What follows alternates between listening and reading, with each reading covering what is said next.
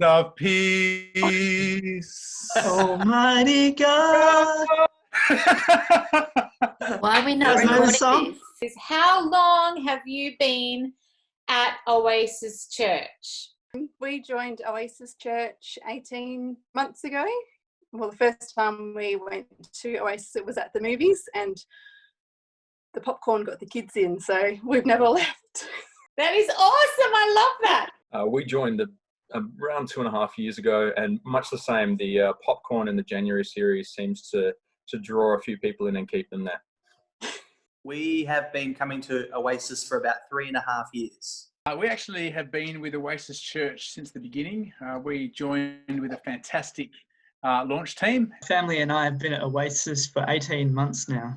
Me and my family have been coming to Oasis for about a year and a half now. We first came for baptisms, actually. For 4 months officially, but 7 months as a stalker on Facebook.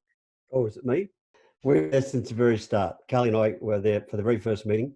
I've been at Oasis Church, I think it must be going on for nearly 2 years now, when there was a movie session on. How did you come to be at Oasis Church? I met a friend, Lana, for coffee one day, and we were having a bit of a discussion about parenthood and kids and the difficulties that comes with young children. And she said, come along to church. It was actually a chance meeting, we ran into Ewan and Christy and got chatting to them, and it was partly a strong calling from God to run with these guys, and partly Ewan's ravishing good looks. By accident, we were running late to a particular church, and then I quickly Googled, what time does that Oasis Church start? Because we were running late, and then so we ended up being early to Oasis Church, and then we never left. So I work with Lana, and she asked me to come along to help photograph and film an event at church, and then another event at church, and then another event at church, and we just never left. We just kept driving past it every Sunday on the way to our other church. Well, every Sunday we'll drive past, we go, we should go check that church out one day. To help when Christy and Ewan decided they were going to start this church, it was pretty much a no-brainer for Carly and I to get on board and support. Kylie, I'd just been diagnosed with stage 4 cancer, and Kylie knew I was in a fair bit of distress and needed some guidance and some reassurance. So she invited me to come along one Sunday, and it's done wonders for my state of mind, enormous amounts for my state of mind. Oh, I've got tissues. This is intense. How has Oasis Church impacted your life and or your family's life? It's brought us closer together, but we just feel so loved, and we feel so cared for, not only by God, but everybody in the community. It's really changed our lives. We know that there's always people that have our back and are in our corner if we ever need it. Removed a lot of the barriers to worship, but also there's no veneer of perfection painted over everything. Everyone wades into the mess. That, obviously, you can see the cracks in people, but God shows through those cracks so strongly at Oasis. Genuine relationship and genuine community. People are just so real, and I think the community and the relationship has been one of the biggest ways that it's impacted us. The free culture, sense of freedom to really be yourself, be authentic, be accepted, and we love church as a family. Yeah, our kids have made friends. This is a real community, and you really feel what it's all about when we're not even meeting on a Sunday. There's people around who support you and love you and care for you. Just in that, I don't even know how to put it into words. The impact attending Oasis has had on me and my family, and I just feel like if there's anybody that's not gone to church before or has been disheartened by a church before, to not give up, because there are churches that have authenticity and love, and that will really, show you grace and kindness. I feel that the people that are at Oasis has helped us to really be obedient to God's promptings for us to reach out to the community, to be involved in helping reap that harvest. The home services has been really great. Even my daughter, who hasn't been to church for quite a few years, is listening to the word and really absorbing it. So great preaching. Excellent. All of a sudden, I've got all of these brand new, wonderful friends who I dearly love. And now, all of a sudden, many of them are my very, very best friends. As a matter of fact, I just can't get away from Paul Ray. As a 66-year-old, you know, you go through all sorts of journeys. But I really find that the people I'm journeying with right now in Oasis are making just a huge impact on my life. Provided me with this wonderful support system, not only through, you know, having cancer, but also through my marriage breakdown. Just the warmth and the love from everybody at church. Nobody's shy of making friends with you, or, you know, it's just a really beautiful community. You know, I'm on my own now, but I always know I can go to church and there is the warmth and the friendliness of everybody there, that I never feel lonely. Oasis has been just a wonderful place for us to really get some family. We don't have any family anywhere close to us here, not even in the same country. And I'd definitely say Oasis has been a place for us to be grounded with God, but also just to just have wonderful people around us that always has our backs and can pray for us and pray with us, and we can pray with for other people. What areas of Oasis Church have you been? The babes' room during the service. I really love taking care of the little ones, watching their little personalities come out and the little relationships that they're building with each other, and just experience church in a different way, and to allow their parents to sit in the service and really go deep into their relationship with God. I think that's really important. I do hang out in the creative group on a Tuesday night now as well, and that's a lot of fun. I've been involved with the youth team, doing a little bit of teaching, although I think they've been doing just as much teaching of me as I have been of them. Certainly have much better understanding of TikTok and different things. Part of the facilities team as well. I've been involved on the worship team. I've also spent some time in small groups, running a small group. I've also done facilities, and I've also, for a little bit, was involved in the men's ministry. We probably wore a few different hats early on, and just try to serve where we could in the early days, involved in the kids ministry over the last few years, and that's something that has been rewarding to really impact on the next generation. Been privileged to serve with at the Connect desk and the host team, and also been able to contribute, and it's been such a privilege to be on the leadership team as well. And also if on the worship team, if they have any rap parts, can come in and do that whenever they need that. I feel a little bit like, where haven't I been involved? So I first started off in the Atwell team, helping them out at Atwell, and that rapidly kind of snowballed into running my own small group, which is still running, which is so gifted. Join if you're not joining, we love it. I also serve on the media team and help out with social media and any photography, videography, graphic design, printing. I've been very privileged to be able to help pastors Beck and Brad with the Kubi Cares program. Well, from the original Atwell College, the setup with the van, Benny, you remember that? Facilities, of course, now. With a great group of men at the start. I enjoy the teens. I reckon the teens is a heap of fun, and they're a beautiful group of kids. The work with people is probably the richest part of what we're involved in. The babies' room, which I just love. Having spent most of my working life as a paediatric nurse, I feel very at home in that. So Marissa and I have been involved for about 3 years leading the host team, which was a great 3 years. We absolutely loved it, and it was great in terms of just building relationships with people.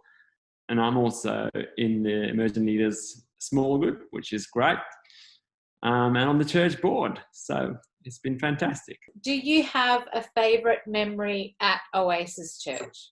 The first day we walked in, my memories of church are with my grandmother, who was Catholic. So coming in and seeing the full band set up and experiencing worship was something really new for me and us, my family, but it really hooked us and I loved it, and I'll never forget that day. One of the sessions where I was on with the teens, we're having a chat about something, and they were painting, I think, one of the teachers in a pretty hilarious light, and just watching in the same, while this is going on, watching my wife having a good chat as she's on hosts, and then seeing a line of little girls chasing my daughter around and in through the auditorium at the same time. Just being able to, be immersed in the moment, as it were.